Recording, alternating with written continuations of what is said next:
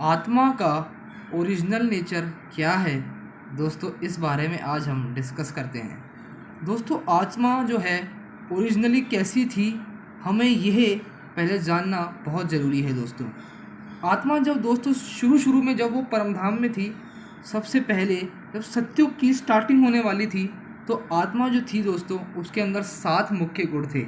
जो गुण हम आपको बताते हैं: ज्ञान, पवित्रता, प्रेम, शांति, सुख, शक्ति और आनंद। दोस्तों, ये 7 मुख्य गुण जो हैं आत्मा में, जब आत्मा सबसे पहले सत्व प्रधान थी, जब सत्युग की स्टार्टिंग में जब आत्मा थी, तब उसमें 7 मुख्य गुण थे।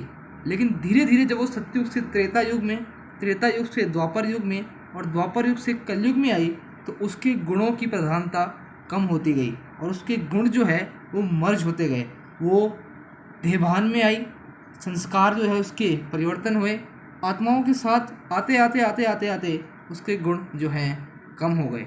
एक एग्जाम्पल के तौर पर अगर दोस्तों हम बात करें, जैसे ये वाइट कपड़ा मैंने पहन रखा है, तो दोस्तों ये ओरिजिनली वाइट है। इसके ऊपर अगर मान लीजिए कोई कलर लग गया मान लीजिए मैं होली खेलने गया और इसके ऊपर जो है कलर लग गया और ये पूरा जो है एकदम कलर से भर गया, तो दोस्तों हम क्या कहेंगे? हम कहेंगे तो यही ना कि ओरिजिनली तो ये वाइट है, लेकिन कलर इतने लग गए हैं कि वाइट दिख ही नहीं रहा है, लेकिन ओरिजिनली वाइट है। सेम चीज़ दोस्तों आत्मा के साथ है। उसके अंदर भी ये 7 गुण प्रधान है। उसके अंदर जो ओरिजिनलिटी है उसकी, वो 7 गुण उसके अंदर हैं।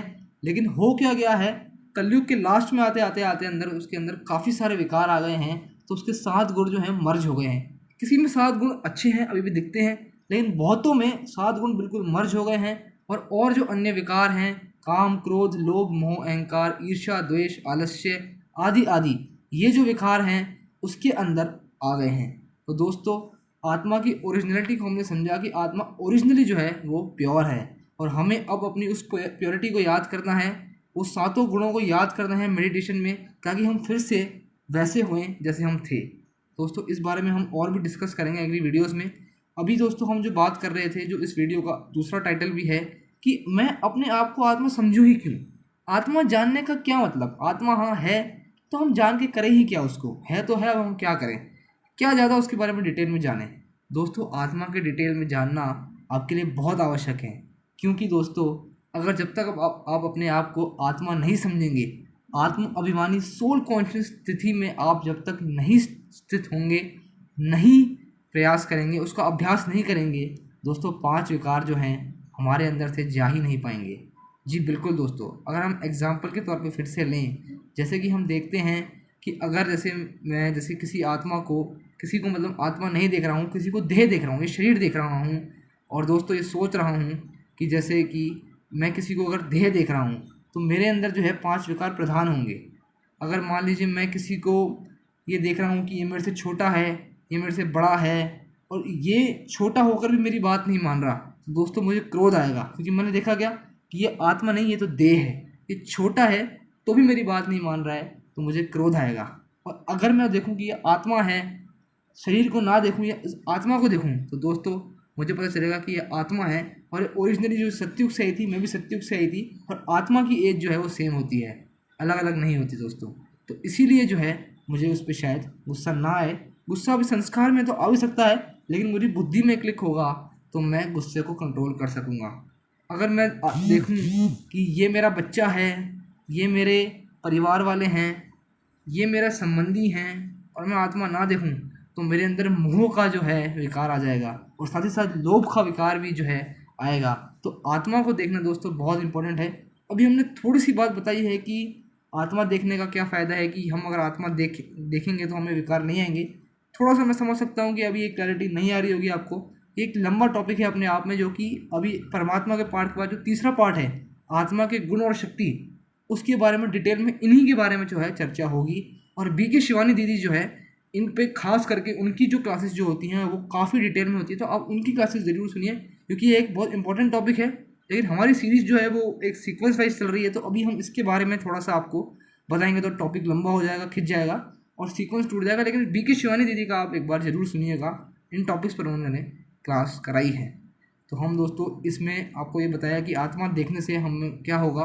जैसे हम देखते भी हैं कि अगर हमें अपने पांचों विकारों को छोड़ना है तो हमें सबसे पहले दोस्तों अपने आप को आत्मनिश्चय करने पड़ेगा।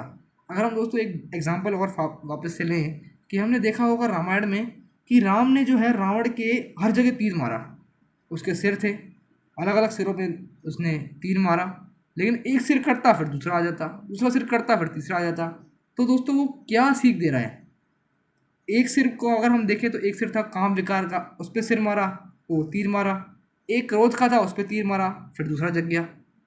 मोह विकार पे तीर मारा तो दूसरा जग गया, कोई दूसरा। लोभ पे तीर मारा तो दूसरा जग गया।